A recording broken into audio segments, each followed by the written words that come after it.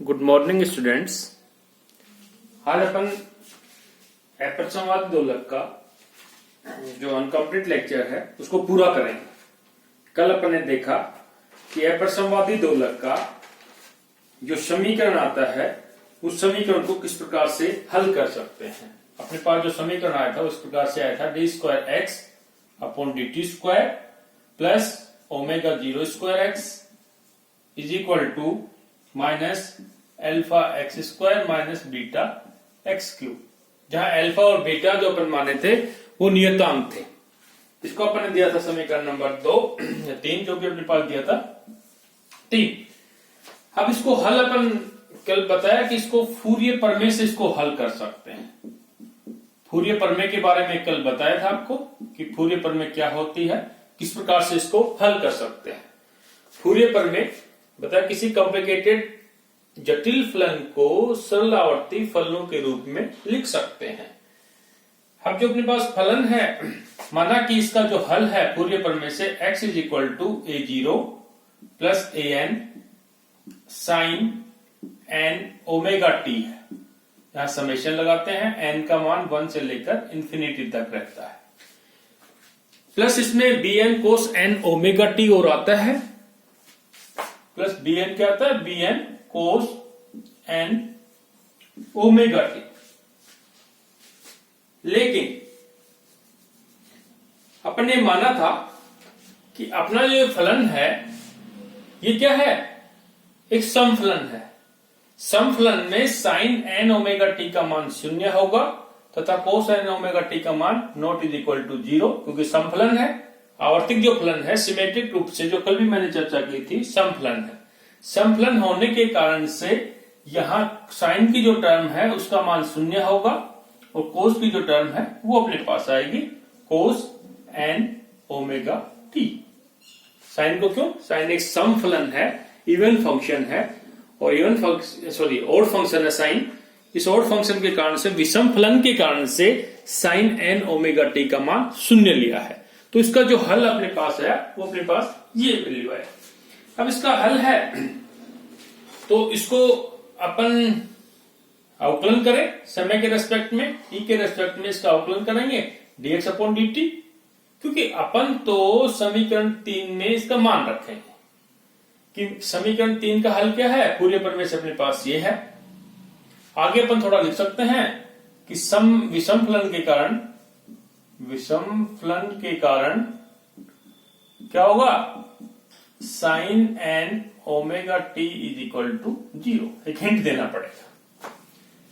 dx upon dt इसका अवकलन किया समय के रेस्पेक्ट में, तो वैल्यू जो अपने पास आएगी वो क्या आएगी, सभी को मालूम है a0 कांस्टेंट है तो 0 हो गया इसका। ये अपने पास है minus an as it is, cos का क्या होगा साइन n ओमेगा t, और अपने पास जो समेशन है वो तो चलता रहेगा, तो लगाओ चाहे मत लगाओ, an cos omega t plus n omega t, तो इसका मल्टीप्लीकेशन होगा यानी कि n ओमेगा t का तो 1 होगा। फिर अपने को तो ये चाहिए d2x अपॉन dt², तो पुनः इसका अवकलन करें, पुनः इसका समय के रेस्पेक्ट में अवकलन करेंगे तो d2x upon dt² is equal to sine का कोस होगा, लेकिन फिर n ओमेगा आएगा, n ओमेगा यहां से है तो मैं इसको बाहर रख दूं, minus n² omega square summation an, और ये अपने पास क्या गया cos n omega t। d2x upon dt² का मान अपने पास जो आया वो है minus n² omega square an cos n omega t। अब क्या करेंगे कि ये अपने पास फलन का मान है x और d2x अपॉन dt², इसका मान इस समीकरण में रखेंगे। लेकिन आप देख रहे हो इस समीकरण में x² भी आ रहा है, x³ भी आ रहा है, तो पहले x² x³ को अपन सोल्व कर लेते हैं।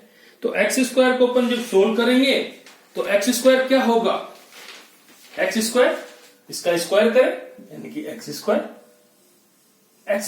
क्या होगा, इसका मान निकाल, फिर x³। अब इसमें अपन मान के चलेंगे x की स्क्वायर यानी कि इसका स्क्वायर कर दें तो a0² आएगा, a² n आएगा, cos square n omega t आएगा। फिर अपने पास तो समेशन है, इसका मान बढ़ता जाएगा, इस समेशन के कारण से अपने पास तो इंफिनिटी होता जाएगा। तो अपन मानेंगे कि जो गुणांक अल्फा और बीटा आ रहे हैं, ये अल्फा बीटा, इन गुणांकों के कंपैरिजन में A1 इफेक्टिव रहता है। तथा a0, a2, a3 का मान क्या होगा, अपन नगण्य मान लेते हैं, सभी को अल्प राशि मान लेते हैं। अपन मानते हैं कि अल्फा बीटा के मानों के लिए a1 अपने पास प्रभावी रहेगा, a1 प्रभावी रहेगा तथा a0, a2, a3 जो भी आगे an तक आएगा, इस an को मानों को अल्प मानने पर, जब अल्प मान लेंगे तो इसको अपन नगण्य कर मान लेंगे।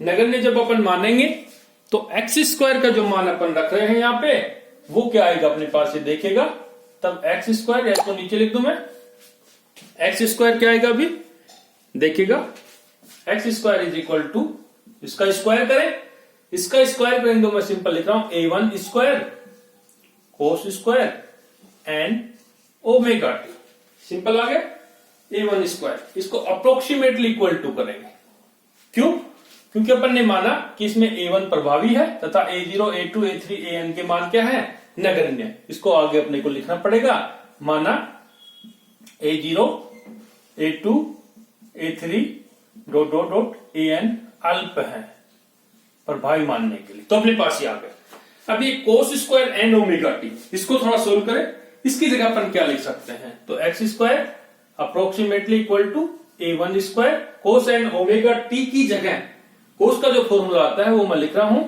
1 plus cos 2n omega t upon 2, क्योंकि आप जानते हो कोस स्क्वायर थीटा का जो फॉर्मूला होता है उसका मान अपन रखे 1 प्लस जो वैल्यूज अपने पास आ रही है, इसको आप थोड़ा देख पा रहे होंगे, अपॉन 2 कोस 2n ओमेगा टी अपॉन 2, और जो n1 स्क्वायर आ रहा है सिंपल, इसको this is okay, a1 square 1 plus cos 2n omega 2, इसको माना कि समीकरण नंबर नहीं माने तो अपन ठीक है x का मान निकाल रख देंगे, D square x upon dt square.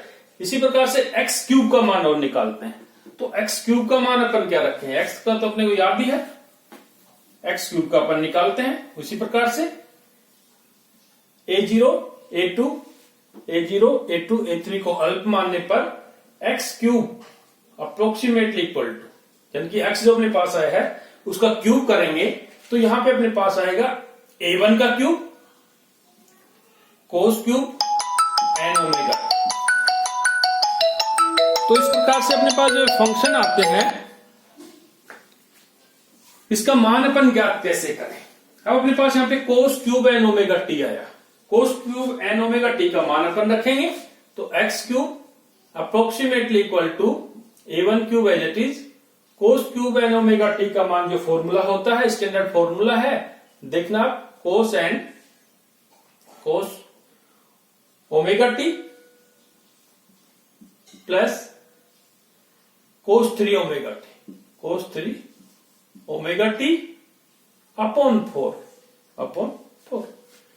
अब यहां पे मैं बार बार कह रहा हूं a1 अपन ले रहे हैं तो यहां n का मान भी 1 होगा, क्योंकि जो समेशन है n इज इक्वल टू 2, 3, 4 उसको तो अपन अल्प मान रहे हैं, तो वो राशि अपने पास क्या होगी, नगण्य होगी।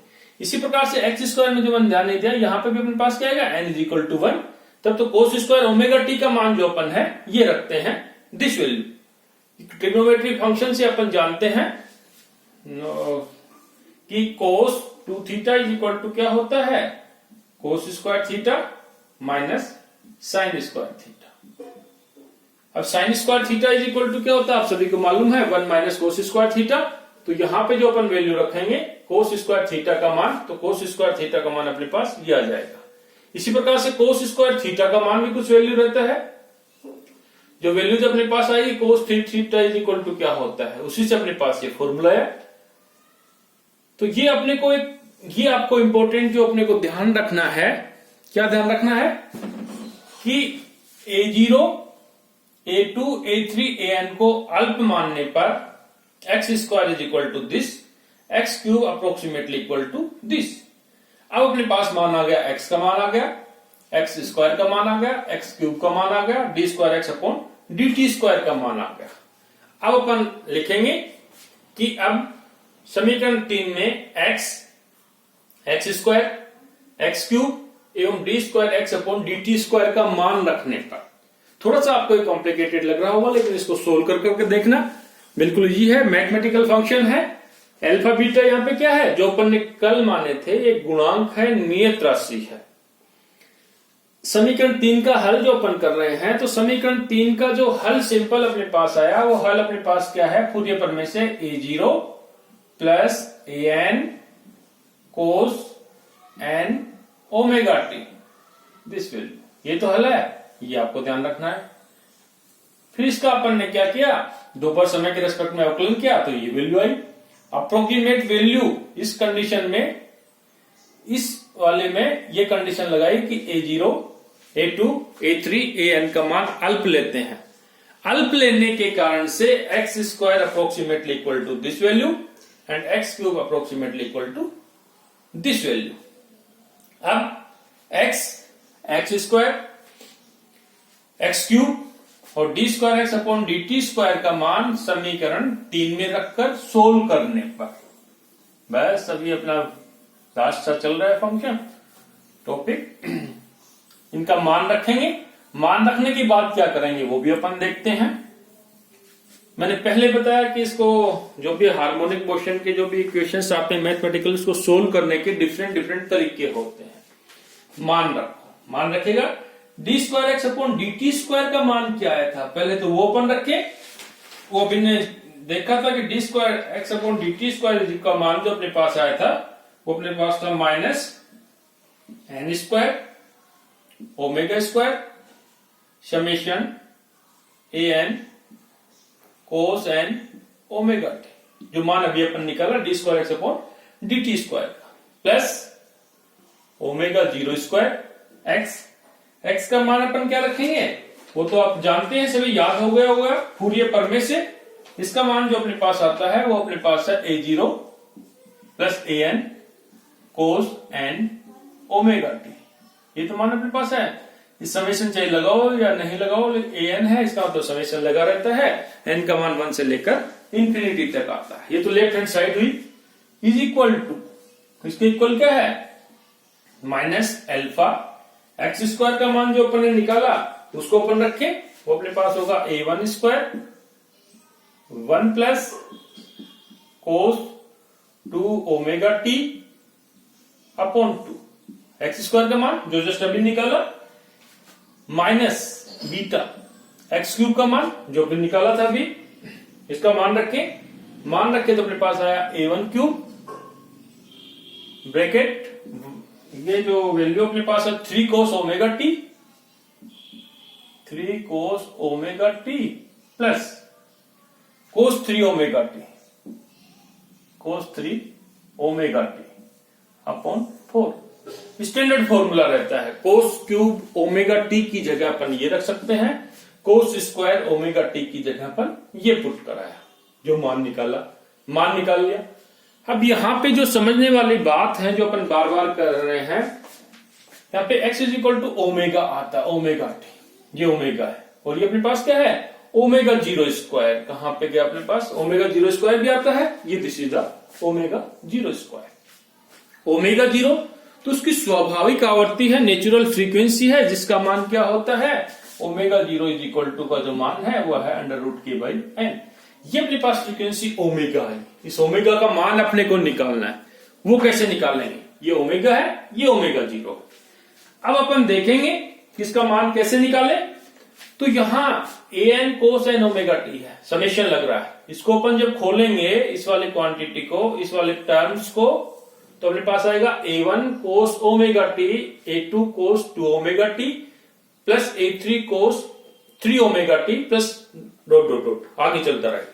इसी प्रकार से इसको खोलेंगे तो यहां पे आएगा a1 cos ओमेगा टी, फिर आएगा plus a2 cos 2 omega t plus a3 cos 3 omega t plus dot dot dot आगे तक चलता रहेगा। जहां तक समेशन लग रहा है इसका मतलब उस टर्म को अपन खोलेंगे।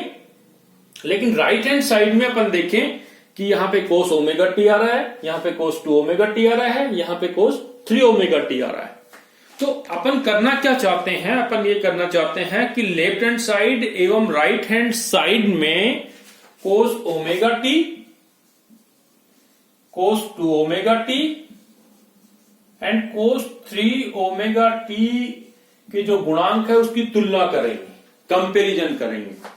तुलना करने पर अपने पास क्या आएगा वो अपन देखेंगे। अपना मेन उद्देश्य इसमें क्या रहेगा, फ्रीक्वेंसी का मान ज्ञात करना है कि अनहार्मोनिक ऑसिलेटर की आवृत्ति का मान क्या होगा। तो लेफ्ट हैंड साइड एवं राइट हैंड साइड में cos omega T, cos 2 omega t plus cos 3 omega T के गुणांकों की तुलना करने पर, ये मैथमेटिकल डेरिवेशन है, इसको अपन खोल के देखेंगे।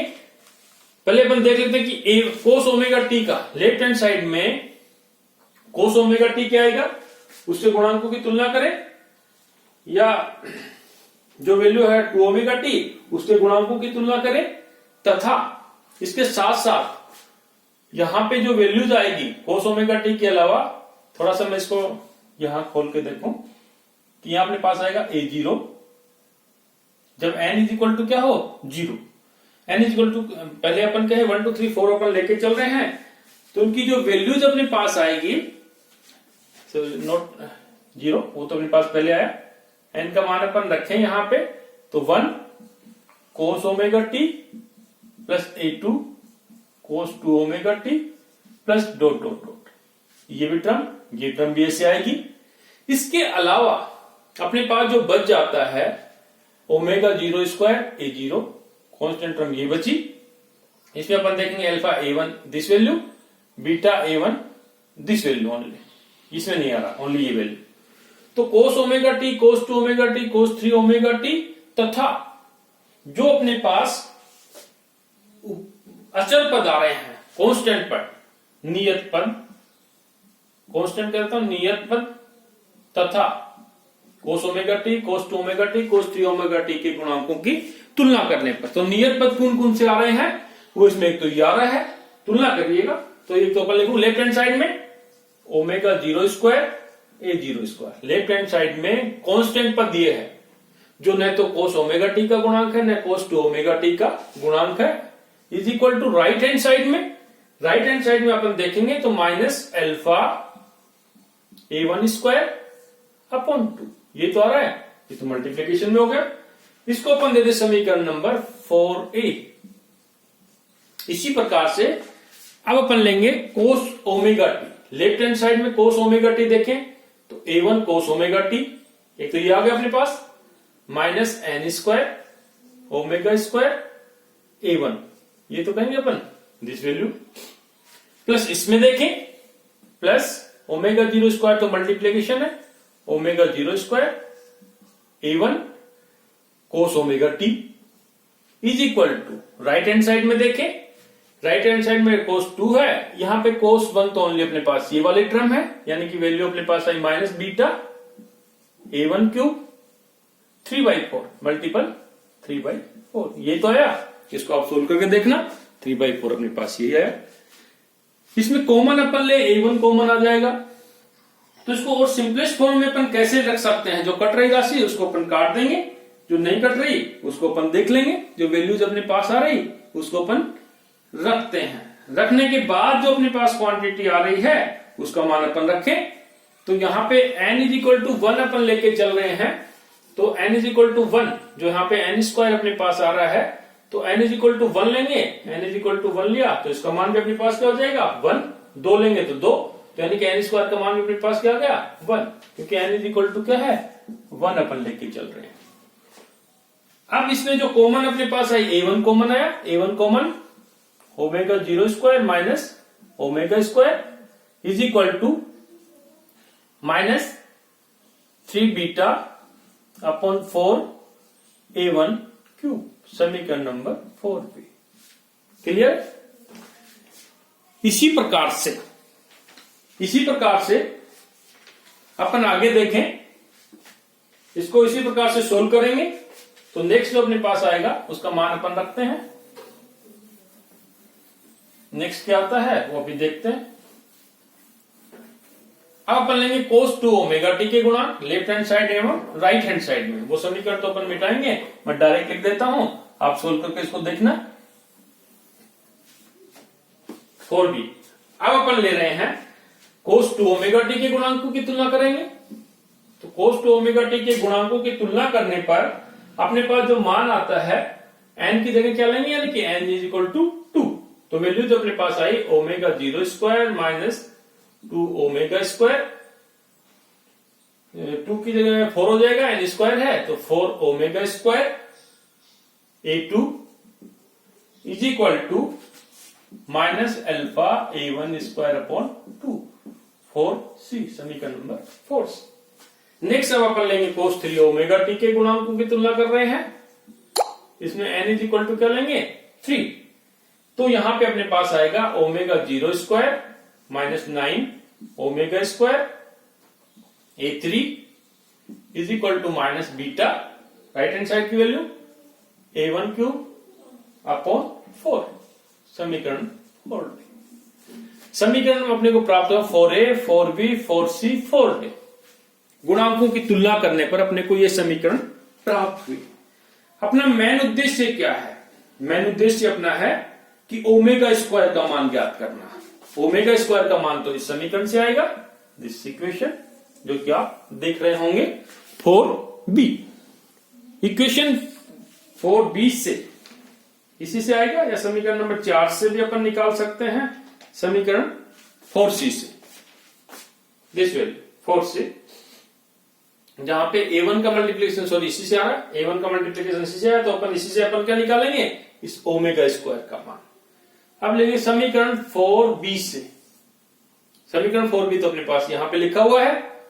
इस समीकरण 4B से इसको थोड़ा और लिखे हुए हैं सिंपलेस्ट फॉर्म में, omega square minus omega square, omega 0 square minus omega square is equal to A1 से A1 मैंने काटा तो यहां पे स्क्वायर है, माइनस 3/4 बीटा A1 स्क्वायर।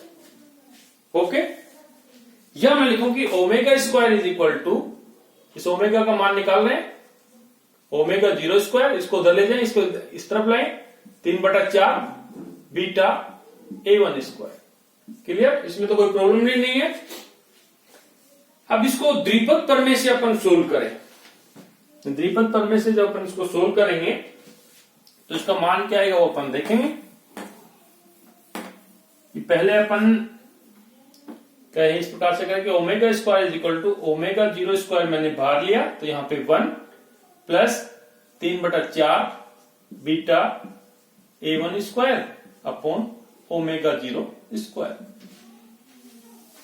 माना कि ओमेगा 0 का मान, इस ओमेगा 0 का मान omega is greater than of beta A1 square जो भी है, इस वाली टर्म का मान 1 से कम है। जब 1 से टर्म है तो अब अपन द्विपद प्रमेय अप्लाई करें।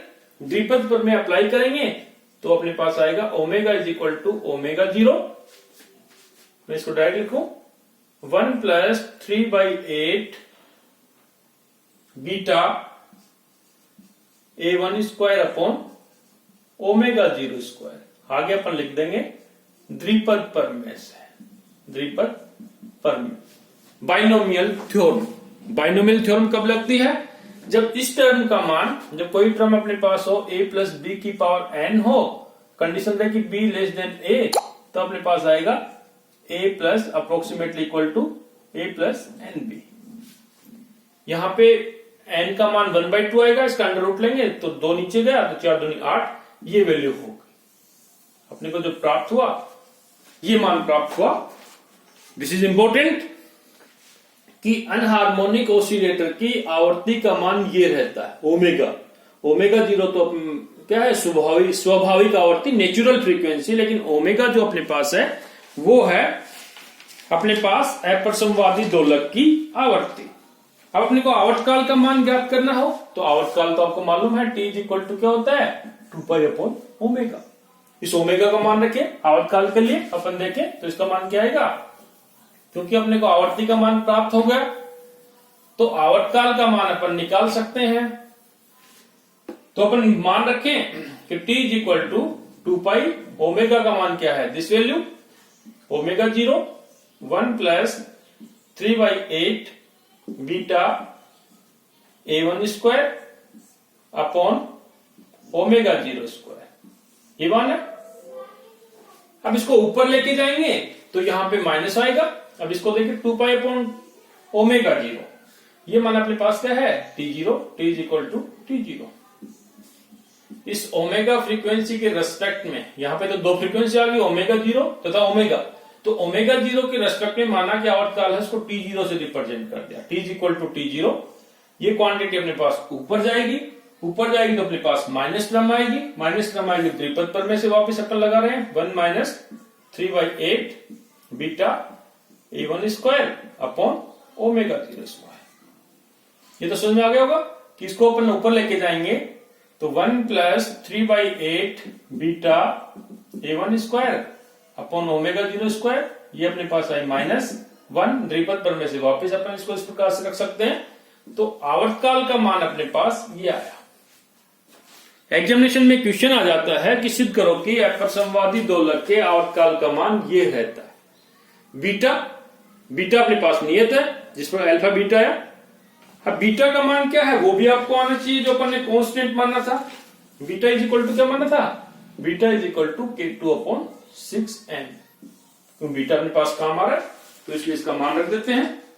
अल्फा बीटा पहले मैंने माना था। अब अपने पास इस x का मान क्या आएगा, ये तो अपन निकाल ले, आवर्ती निकाल ली, अपसमवादी की आवर्ती आ गई, इसका आवर्तकाल आ गया। तो अब इसका विस्थापन का मान जो x अपन मान के चल रहे हैं उसका मान क्या होगा, वो तो अपन ने दिया था किससे, फूरियर प्रमेय से। अपसमवादी दोलक का आवर्तकाल x इज इक्वल टू क्या है अपने पास, a0 plus an cos n omega t, ये तो आया था हल जो अपन ने माना। अब इसको थोड़ा सा अपन खोलें, n इज इक्वल टू क्या 1 से लेकर इंफिनिटी, माना कि x इज इक्वल टू क्या a0,